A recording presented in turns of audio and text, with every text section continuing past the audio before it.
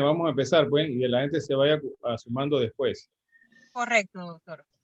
Buenas tardes a todos los participantes. De parte del Centro Hemato-Oncológico Panamá, le damos la bienvenida al webinar a realizar el día de hoy con el tema Abuso de marcadores tumorales para rastrear el cáncer en pacientes. En el día de hoy contaremos con el doctor José Luis Franceschi como moderador y como expositores tendremos al doctor Alejandro Crismat, oncólogo médico del centro, y al doctor Rafael Araúz, radiooncólogo del centro. Una vez más, contamos con la participación del doctor Eric Ulloa como gobernador del ACP. A continuación, el doctor Franceschi. Buenas tardes. Antes que nada, la bienvenida a todos los que nos escuchan.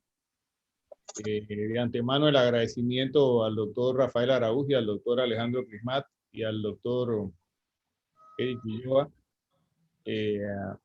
Vamos, como siempre, a hacer el webinar de esta ocasión, que como lo dijo la licenciada Karen, es el tema del uso y a veces abuso de esta prueba de laboratorio que se llaman marcadores tumorales, que es algo que vemos en el día a día en nuestra consulta, tanto los oncólogos como los radiooncólogos, e inclusive a veces a nosotros los hematólogos se nos consulta, a los internistas también. Y creo que van a haber bastantes preguntas y se van a sacar muchas enseñanzas al respecto. De nuestros expositores del día de hoy, el doctor Rafael Araúz es un especialista en medicina interna, también es especialista en radiooncología y él labora en el Centro Médico Paitilla, donde hace sus tratamientos de radioterapia y también hace consulta externa en el Centro Hemato-Oncológico de Panamá. El doctor Alejandro Crismat es un especialista en medicina interna y en oncología médica, labora en el Instituto Oncológico Nacional y también es parte del grupo médico del Centro Hemato-Oncológico Panamá. El doctor Eric Ulloa, como ustedes saben, es gobernador del American College of Physicians del capítulo de Panamá y Centroamérica, y desde las últimas versiones de estos webinars nos ha estado acompañando, respaldando la actividad el Colegio Americano de Medicina. Como siempre, ustedes saben, la dinámica será que vamos a darle la oportunidad en esta ocasión, primero que el doctor Rafael Araúz haga una presentación a manera de introducción breve, y luego vamos a tener a los dos especialistas, tanto al doctor Rafael como al doctor Alejandro, para atender o responder cualquier tipo de inquietud y pregunta, que yo creo que van a haber varias. Y antes de empezar, como siempre, voy a darle la oportunidad al doctor Eric Ulloa, que es el representante en Panamá y en Centroamérica del Colegio Americano de Medicina, por si quiere decir una palabra. Eric. Sí, muy buenas tardes a todos y todas. Encantado de participar en esta actividad porque, como les decía siempre, la medicina es una relación entre el médico y el paciente, buscando todos juntos mejorar la salud y prevenir la enfermedad. Pero no solo los médicos participan en esto, sino los pacientes, y por eso yo los felicito al Centro Hemato-Oncológico Panamá y a los pacientes en esta actividad en la cual los pacientes se instruyen más para tener conocimiento y toma de decisiones para poder participar en su propia salud. Todas estas charlas que reciben de parte de estos especialistas les ayudan a ustedes a tomar las mejores decisiones y ayudan a ellos también a ver cuál es la mejor decisión y tratamiento para ustedes. Muchas veces nosotros queremos hacer unos exámenes porque es el último examen, pero a veces no es el más adecuado para nosotros. En esto su médico les ayuda a que ustedes tomen la mejor decisión. Y estando informados, mejor ustedes pueden tomar las mejores decisiones. Así que nuevamente los felicito y le damos las felicitaciones al Centro Hemato-Oncológico Panamá por estas actividades de docencia a la población. Bueno, gracias, doctor Ulloa. Entonces vamos a comenzar con el doctor Rafael Araúz.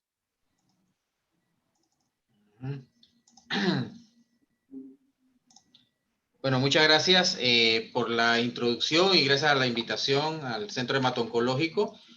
Soy médico que forma parte también del Centro Hemato-Oncológico y trabajo acá en Centro Médico Paitilla, y este es un tema muy interesante y muy particularmente ahora en estos tiempos de que estuvo la pandemia y que se trató de salir, de no hacer o no había disponibilidad para hacer los estudios comunes que se hacen de detección temprana, o había dificultades de acceso al mismo, pues resultó que los marcadores como que vinieron también a participar de una manera en la detección del cáncer. Y no sé si será una cosa que me tocó a mí, pero sí tuve algunos pacientes que me preguntaron en hacerse marcadores que no son los usuales en enviar para la detección del cáncer. Así que esta presentación me parece muy, muy oportuna.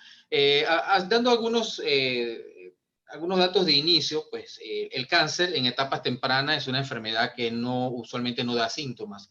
Si una mujer tiene un cáncer temprana in situ en la mama, por ejemplo, tal vez no se palpa como tal. Si se tiene pues un cáncer de próstata temprano, tal vez no hay dificultades para orinar, y así pueden haber tumores de pulmón, tumores de estómago, tumores de colon y recto, en los cuales la lesión, por ser pequeña, por no causar una compresión, por no causar una hemorragia, por no ser palpable, pues no sabemos de que existe, ¿no?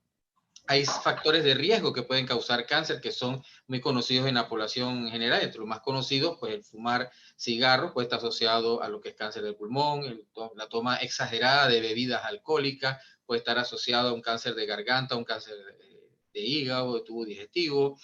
Una vida sedentaria con un sobrepeso puede traer riesgo de cáncer de mama en las mujeres, cáncer de endometrio, cáncer de próstata en el varón. Como también sabemos que el tipo de dieta baja en fibra, poca fruta, pocos vegetales, puede también conducir a lo que son los cánceres de la región colorectal, y otros, por ahí por mencionar el Helicobacter pylori con el cáncer de estómago, ¿no? Pero que de estos, tal vez el que quizás la gente más teme es el cáncer hereditario, cuando se sabe de que existe un familiar, padre, madre o alguien muy cercano, en los cuales se va acumulando antecedentes de cáncer en la familia, y la persona teme tener un cáncer y como que quiere buscar la manera de buscar un cáncer antes de que éste aparezca, ¿no? Usualmente las hijas de mujeres con cáncer de mama, cuando van llegando a la edad en la cual la mamá tuvo cáncer de mama, ya empiezan a preocuparse. Muchas veces estas quizás antes de los 40 años de edad. Entonces el cáncer en etapas tempranas pues no da síntomas, y el pensar que podemos tener esa posibilidad nos hace pensar de buscar, bueno, qué manera yo me puedo encontrar un cáncer sin que los doctores se les haya podido dar cuenta. Entonces queremos prevenir o detectar un cáncer temprano. Lo queremos buscar a tiempo porque sabemos que si lo encontramos pequeño, tiene más chance de curarse. Un cáncer de mama in situ, que es un cáncer bastante pequeño que se puede ver en una mamografía, por ejemplo, puede curarse hasta en un 100% de las mujeres. Y así, cánceres del área del colon, cáncer de la próstata, cánceres de la piel, si son detectados de forma temprana, pueden encontrarse, ¿no? Sabemos que las guías de atención de medicina del adulto establece que a ciertas edades deben empezarse a hacerse exámenes, ¿sí? Entonces vienen las campañas de detección temprana, que hemos visto cómo no se acumulen en el mes de octubre y tratar que se repartan durante el año. Pero bueno, la que es el cáncer de mama, que es la enfermedad más importante en la mujer por cáncer en el mundo y en Panamá, pues a partir de los 40 años, cada año se sugiere hacer una mamografía. Sabemos que también está la autopalpación, pero esta no ha demostrado tener el beneficio que tiene hacer la mamografía, pero si la mujer no tiene aún 40 años de edad, pues hacer la autopalpación viene siendo importante.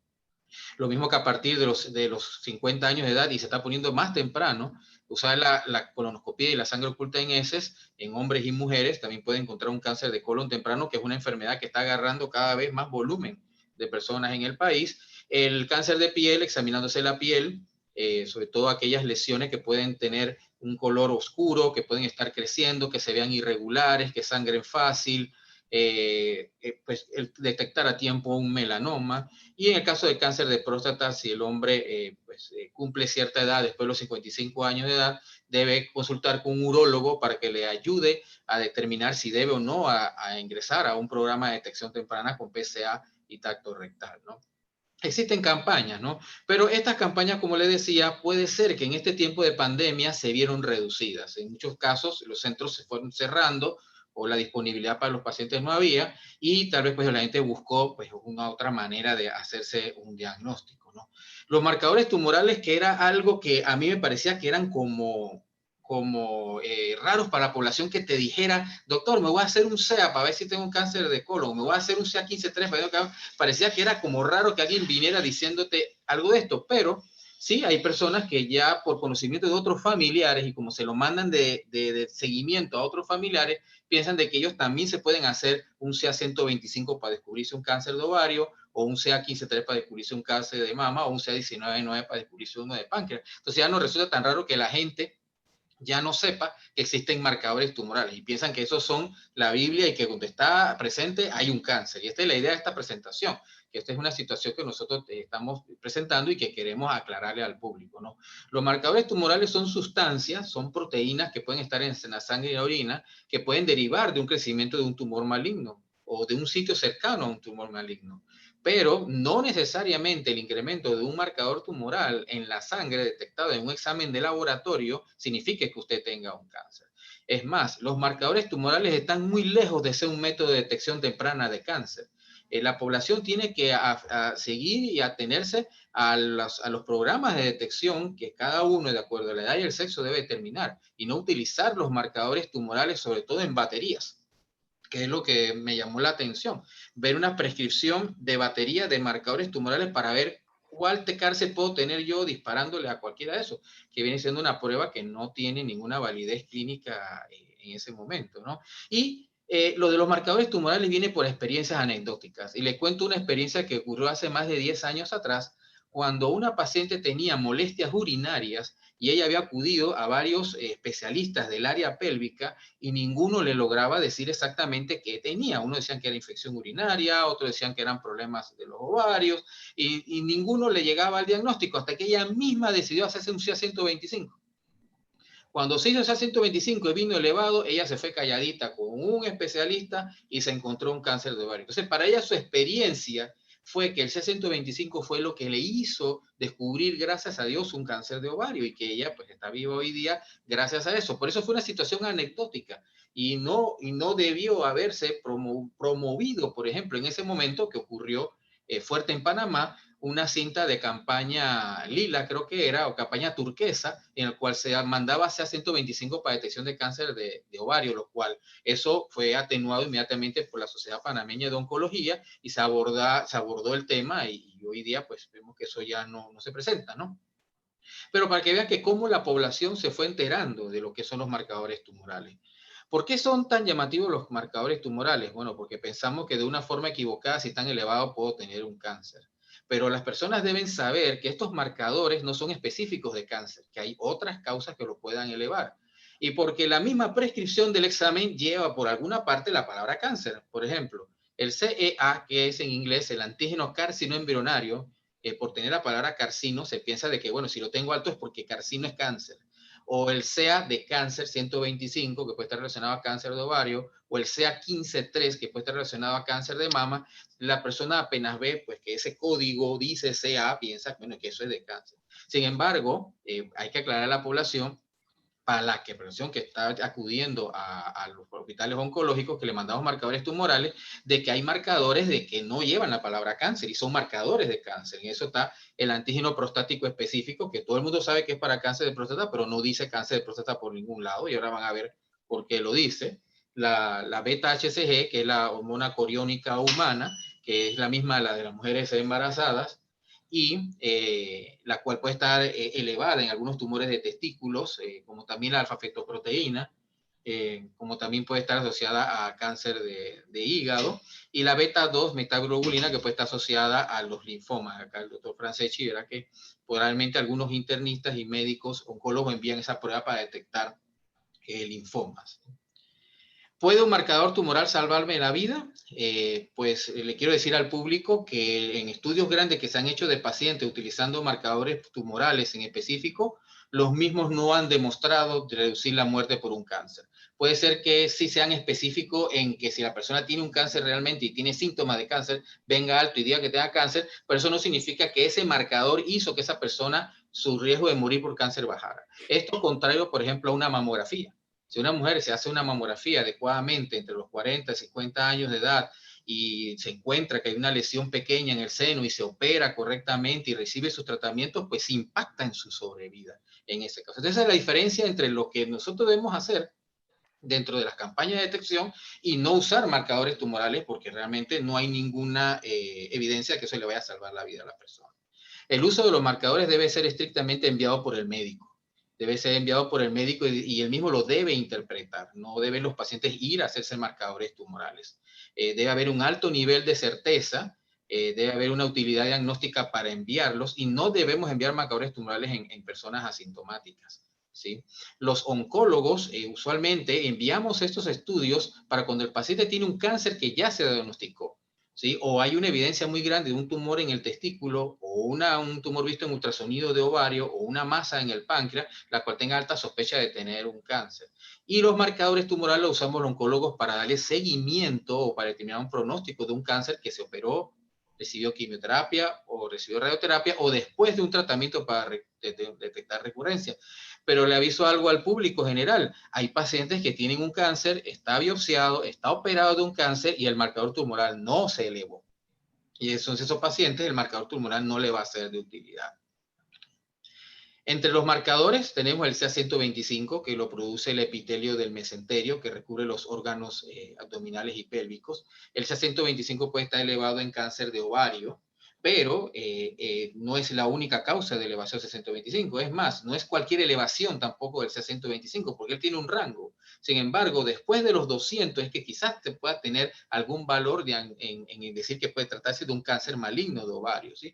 Pero hay otras enfermedades que pueden tener ese 125 elevado, como por ejemplo puede ser la cirrosis del hígado, infecciones urinarias, las apendicitis, los embarazos ectópicos. Un tumor benigno del ovario puede dar el incremento del CA125 y puede crearle un susto muy grande a la persona que se los envió pensando que pueda tener una neoplasia. Cualquier situación inflamatoria que irrite el peritoneo del abdomen puede incrementar el CA125.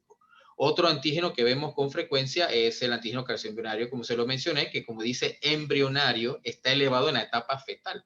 En los adultos él baja de nivel y se mantiene bajito, ¿sí? Pero lo podemos ver elevado en algunos cánceres, como cáncer de colon, recto, cáncer medular de tiroides, que es un tumor específico del tiroides, cáncer de esófago, estómago, cáncer de pulmón. Como puede ver, tampoco el antígeno calcio-embrionario es específico de algún tipo de cáncer en especial. Son varios tipos de cáncer gastrointestinal que lo pueden elevar. Sin embargo, las personas que no tienen cáncer y tienen colitis, pólipos en el intestino, hepatitis crónica, pancreatitis, enfisema pulmonar y fumadores pueden tener el antígeno calcio-embrionario elevado y no necesariamente tener un cáncer.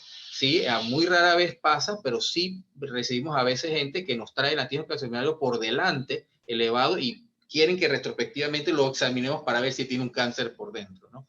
Esa es la situación que ocurre. Y con respecto al PSA, que se produce en la próstata, es parte del líquido seminal, pues debe el antígeno prostático específico explicarse a los varones después de los 55 años de edad que la prueba puede venir elevada y no necesariamente ese cáncer de próstata requiere un tratamiento inmediato y tratar de evitar un sobretratamiento como tal. Esa es la forma moderna de manejar el antígeno prostático específico en los varones, ¿no? El antígeno prostático específico se aumenta en el cáncer de próstata, pero hay otras causas que no son cáncer que lo pueden elevar, como la hiperplasia prostática benigna, la prostatitis infecciosa, la eyaculación previa al hacer el examen 48 horas antes. Una eyaculación 48 horas antes del examen puede elevar el antígeno prostático específico. Una instrumentación de la próstata, ya sea una biopsia, porque el paciente tenga sonda Foley o infecciones urinarias, pueden elevar el antígeno prostático. Por eso que los urólogos, cuando reciben un antígeno prostático elevado de primera vez de un paciente que no conocen, pues ellos van a tratar primero infecciones urinarias, van a tratar de identificar qué otros factores puede hacer que eso se haya elevado y más el tacto rectal, pues hacer el diagnóstico apropiado de un cáncer de próstata. Bueno, estos son algunos de los marcadores tumorales, no son todos, no vamos a hablar todos ellos, pero me parece que son los que más, son los más interesantes que en la población he notado yo que circulan por ahí, ¿no? La recomendación de esta presentación es que el juicio clínico de un médico participe en el uso adecuado de los marcadores tumorales, ¿no? Y que los pacientes deben evitar autodiagnosticarse. Comprendemos que en ocasiones el paciente no llega a sentirse satisfecho de de la evaluación de un médico porque no logró detectar la causa de la enfermedad o aliviarle sus síntomas. Y queremos nosotros mismos, por nuestros propios medios y a veces por nuestra ansiedad, tratar de resolver el problema, ¿no? Una buena comunicación con su médico y que él explique qué son los marcadores tumorales y para qué sirven, pues va a ser útil para evitar no causarle un daño, que el daño puede ser al bolsillo del paciente haciendo test innecesarios, exponerlo, por ejemplo, a contrastes y ocurre una desgracia como una alergia, o exponerlo a biopsias innecesarias y el paciente realmente no tenía indicaciones para un procedimiento. En esta parte termino mi intervención para que los colegas podamos participar con el resto de las personas que tengan sus preguntas. Yo les voy a pedir nada más un minutito que voy a quitar la cámara. Bueno, muy bien, Rafael. Muy concisa y muy práctica la introducción que hiciste. Hay algunas preguntas que yo les quería hacer, Alejandro.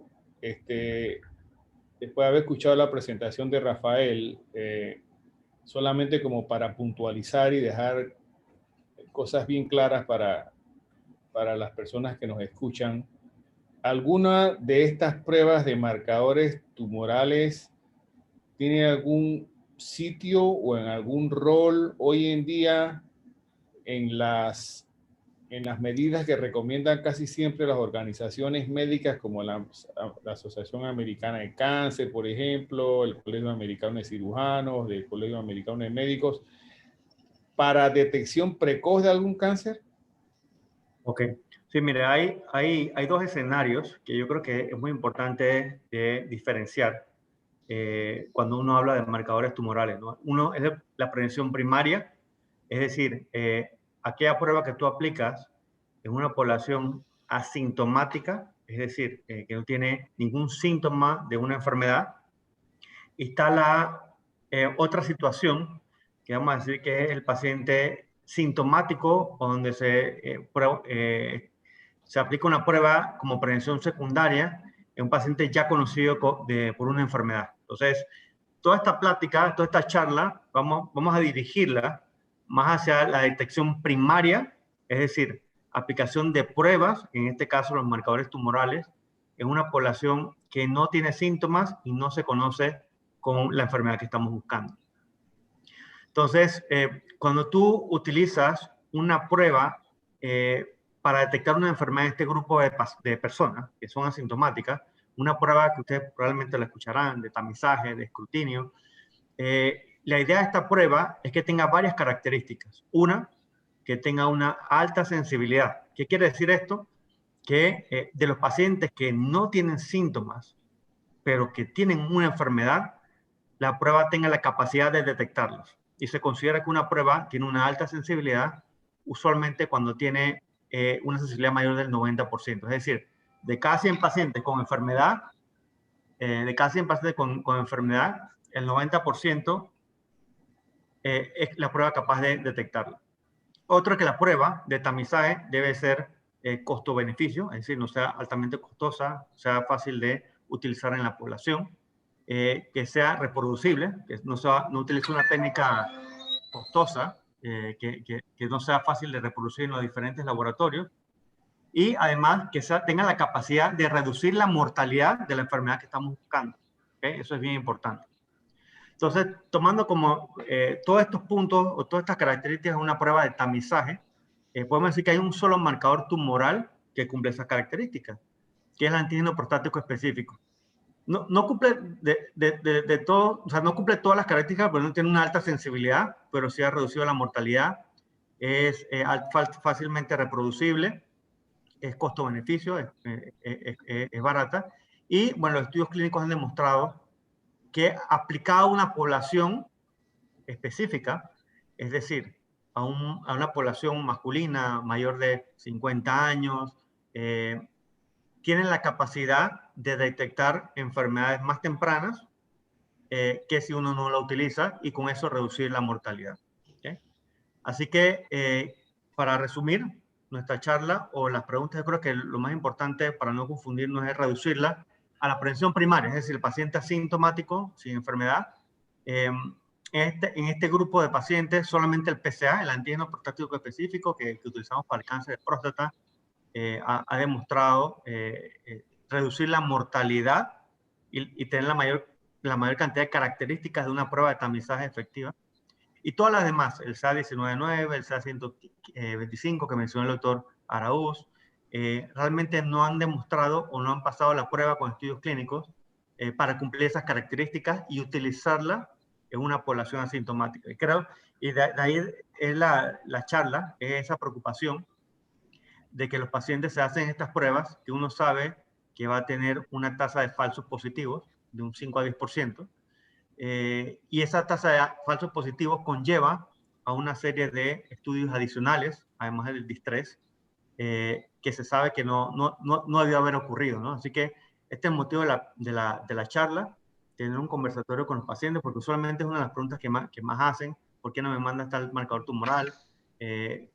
Y ver cómo podemos aclarar sus dudas para evitar el distrés, porque a veces los pacientes piensan que haciendo de más es mejor, pero en muchas ocasiones haciendo de más termina a veces uno complicándose la vida, ¿no? Muy bien. O sea, otra pregunta, es que me gustaría escuchar la opinión de los dos en esta pregunta que les voy a hacer. O sea, yo creo que está bien claro, porque tanto el doctor Crismal como el doctor Araúz han sido muy puntuales en el enfoque que se le quiere dar, pero yo tengo la impresión que en el medio en el que estamos, a veces las mismas, por ejemplo, compañías de seguro, los mismos laboratorios ofrecen paquetes a los pacientes promocionales diciéndote, hazte 10 marcadores tumorales por tanto, hazte unos al año, para vendiendo la idea de que para detectar o prevenir un cáncer. O inclusive hay médicos de otras especialidades que no son ustedes, por ejemplo, que no son oncólogos, son médicos de atención primaria inclusive, y hay médicos y ginecólogos, obstetras también que solicitan eso a las mujeres, como una parte de eso, decir, voy a hacerte una evaluación general, incluyen esas pruebas. Entonces, cuando salen anormales, luego entonces viene la referencia hacia el oncólogo, ¿no? Entonces, yo quería saber cuál es la opinión de usted en el sentido de cómo usted abordaría en un caso así, porque por un lado está lo de que tal vez la indicación no fue la mejor, no fue clara por parte del punto de vista de un laboratorio, una aseguradora o tal vez de algún colega nuestro, pero también está el impacto, usted sabe, psicológico, ¿no? De que una persona, una mujer o un varón le digan que porque le salió una de estas pruebas, tal vez la elevación está siendo causada por otra enfermedad que no es cáncer. Eso crea un estrés muy grande en la persona, ¿no? Y entonces a veces no es fácil, por más que tú lo evalúes y lo convences de que no hay un cáncer, la persona siempre queda con una duda, ¿no? Y me gustaría, inclusive Alejandro, tú sabes que hemos tenido casos como ese. Yo te he presentado pacientes así y la persona queda con una duda por siempre. La persona, Sí. doctor, me va a dar seguimiento a esto, mire que no vaya a ser que me aparezca después. Entonces me gustaría conocer su opinión, porque yo creo que esta es una consulta frecuente a ustedes, me parece, ¿no? Me gustaría conocer la opinión de ustedes, los dos, en este sentido. Sí, bueno, yo me iría primero que si un paciente me llega a la clínica y me dice, bueno, yo quiero una consulta del doctor Araúz porque me salió el antígeno craneoseminario elevado, por ejemplo, ¿no? Bueno, lo primero que haría es dividir al paciente en los dos grupos que mencionó Alejandro. Este es un hombre asintomático que se hizo esa prueba porque él quería saber si él tenía un cáncer, o es un hombre que tiene síntomas relacionados al antígeno que él se realizó. En ambas situaciones, la historia clínica y el examen físico va a ser primordial. Examinarlo, verle sus antecedentes, enviarle exámenes y pruebas de laboratorio generales como una persona que viene a un control de salud general. Si este paciente no presenta ningún dato dentro de su examen, su evaluación clínica que apunte a tener un cáncer, al paciente se le explica que él debe ceñirse a los estudios y exámenes de detección de los cánceres más frecuentes de acuerdo a su edad y sexo. Si el paciente, por el contrario, viene sintomático, pues ahí sí, vamos a tener que ampliar el bagaje de estudios y exámenes porque ya tengo un paciente sintomático con un marcador elevado. Pero lo que sí voy a tener que decirle es que ese marcador puede que no marque para un cáncer, sino para varios cánceres. Muy sencillo, si un paciente viene porque tiene pérdida de peso y siente que tiene molestias digestivas abdominales y se hace un CEA y está elevado, pues ese paciente vamos a tener que buscarle pues, la causa del mismo, que no necesariamente es un cáncer. Pueden ser otras entidades como una diabetes descompensada, puede ser un problema de un síndrome de intestino de mala absorción, pueden haber muchos otros síndromes que pueden venir también asociados a una pérdida de peso y molestias intestinales y no necesariamente es un cáncer. Pues definitivamente el cáncer va a estar en esa batería. Entonces, de ahí donde el paciente se aborda con el síntoma cardinal, como aprendimos todos en medicina interna. ¿Sí? No sé, Alejandro, ¿tú qué opinarías? Sí, yo creo que, bueno, es bien importante lo que estás comentando, la distinción, ¿no? De un paciente asintomático y un paciente sintomático, ¿no? Hay inclusive pacientes asintomáticos que de repente dentro de una rutina de un ginecológica de repente se encuentran una masa ovárica y el doctor puede pedirle un CA-125 porque ya encuentra un dato clínico que con el marcador pudiera aumentar la probabilidad de que lo que uno está viendo es un cáncer. Pero en términos generales, en una población asintomática, es decir, una población que no tiene ningún riesgo, haces unos marcadores tumorales y que estos salgan positivos, en la gran mayoría de los casos, y en eso hay bastantes series, en el 95, casi el 100% de los casos, lo que va a pasar es que el paciente va a incurrir en una serie de estudios adicionales innecesarios, pero tomografías, pruebas de tamizaje, laboratorios y algo de distrés. Entonces, es de ahí la recomendación de no hacer marcadores o pruebas que no están aprobadas en el tamizaje, seguimiento, escrutinio, prevención primaria de ciertas enfermedades, ¿no? Así que bueno, nuestra posición sería de que sí, si un paciente asintomático viene con una prueba positiva, definitivamente vas a tener que investigarlo. ¿Okay? Vas a tener que incurrir en una serie de estudios adicionales para descartar. ¿Okay? A sabiendas de que la gran mayoría de los pacientes, esos estudios van a llevar a nada. Pero son necesarios por la prueba y porque obviamente una prueba positiva de ese tipo genera bastante estrés. Si esos estudios salen negativos, entonces lo que el paciente se instruye de que debe seguir el tamizaje para su riesgo poblacional. Es decir, si un paciente con un antígeno ocasional embrionario viene elevado, ahí tiene 55 años, usualmente este paciente se le hacen estudios de imágenes en muchas ocasiones para descartar que eso no está asociado a algo y se le instruye que haga su estudio de tamizaje para la edad. Por un hombre de 55 años sería, pues, hacer su PSA y su tacto rectal, hacer su colonoscopia si no se la ha hecho. Para una mujer de 55 años deberá estar haciéndose mamografía, su PAP de los 18 años, también su colonoscopia de los 50 años. Así que vamos a decir que esa será la instrucción. Pues definitivamente que una prueba positiva va a tener que ameritar una investigación para descartar esa prueba positiva. Y en la mayoría de las ocasiones, y eso se estudia, esa prueba positiva en una población asintomática realmente es un falso positivo. Es decir, una prueba que se elevó porque el punto de corte probablemente, el punto de corte que utilizan para muchas de estas pruebas, dejan por fuera entre el 5 a 10% de la población con un valor elevado. Muy bien, Eric, ¿qué opinión o qué comentario puedes hacer tú como internista, como médico? Sí, Ajá. sí. Yo me voy con lo que decían sobre el sufrimiento que tiene este paciente cuando tiene uno de este tipo de pruebas. Y yo haría la analogía no solo con un marcador tumoral, sino, por ejemplo, cuando un paciente se hace estudios innecesarios. Ponte, por ejemplo, que alguien tiene un dolorcito de espalda y se hace una resonancia magnética de columna. Lo más probable es que se encuentre un disco que está abultado y ese paciente va donde un neurocirujano y termina siendo hasta operado, cuando probablemente no lo necesitaba.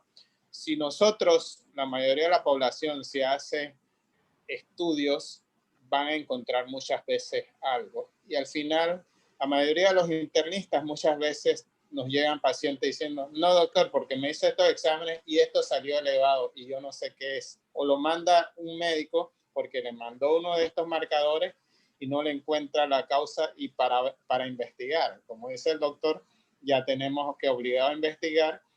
Esto hace muchas veces la medicina más cara Y como decía el doctor Arauz, uno debe ceñirse a los cánceres más frecuentes y por grupos de edades. Por grupos de edades, si es hombre, ya sabemos que el cáncer de próstata es más frecuente después de cierta edad, que en las mujeres el cáncer de mama, todo. Pero si nos mandamos, como voy a hacerme esto para ver si tengo algo y descubrirlo tempranamente, incurrimos, la medicina se nos hace más cara y nosotros mismos a veces tenemos complicaciones por estudios que los estudios no son una colonoscopía, por ejemplo, puede tener sus complicaciones y al final no las necesitabas probablemente. Así que yo estoy de acuerdo en que deben usarse cuando están indicados. Una de las cosas es, por ejemplo, cuando un paciente tiene ya diagnosticado un cáncer de colon, el antígeno carcino embrionario se utiliza para el seguimiento de ese cáncer de colon. Los cirujanos lo utilizan para ver que ya al hacer la cirugía disminuye drásticamente ese marcador tumoral y muchas veces se hace el seguimiento y ves que si está aumentando probablemente es porque el tumor le está recidivando posteriormente. Ese sí es una gran utilidad que tienen estos marcadores. Ok. Bueno, entonces, Alejandro y a Rafael les voy a pedir que cuál sería ya como una conclusión final de cada uno de ustedes dos, a ver un mensaje final sobre todo a los pacientes, ¿no? Sobre este tema. Primero Rafael y después Alejandro. Sí, bueno, mi recomendación es que cuando tenga usted la necesidad o quiera usted visitar a un médico, usted es asintomático, ¿no? Y usted va a su médico de cabecera para que le haga una evaluación anual, que no solamente son las evaluaciones oncológicas, están todas las enfermedades crónicas no transmisibles, hipertensión, diabetes, obesidad y lipidemia, y ahí entra también el cáncer. Pues si usted primero vaya al médico, que usted sea examinado y que el médico prescriba los estudios que usted amerita. No utilicemos los marcadores tumorales como una forma de detección temprana del cáncer, excepto para el cáncer de próstata, y eso que con una evaluación previa de un urólogo debe enviarse, porque usted puede incurrir en un error y puede terminar entonces con mayores complicaciones que no va a ser por cáncer, ¿no? Como tal. Alejandro. Sí, yo pienso que es importante y es parte quizás de la deficiencia de la medicina en Panamá. La mayoría de los pacientes, muchos pacientes no tienen un médico, vamos a decir que de cabecera, de atención primaria. Y es muy importante que el paciente establezca desde temprano en su vida sus riesgos no solamente cardiovasculares, sus riesgos también de enfermedades degenerativas y de enfermedades como el cáncer. Dependiendo de ese riesgo, los pacientes deben hacer un plan de cuál va a ser su estrategia de tamizaje, de escrutinio, de prevención primaria. Es decir, y el doctor Ulloa pues, está en la atención primaria, uno sabe que un paciente con un riesgo de la población normal debe comenzar, si es una mujer, su PAP desde temprana edad, desde aproximadamente los 18 años, sus colonoscopias de los 50 años, su mamografía de los 40 a 50 años, una población normal. Hay poblaciones de alto riesgo y eso es importante identificarlo en una consulta con un médico de atención primaria, ¿no? Establecer a qué grupo de población uno pertenece, si es una población de riesgo normal o es una población de riesgo alto.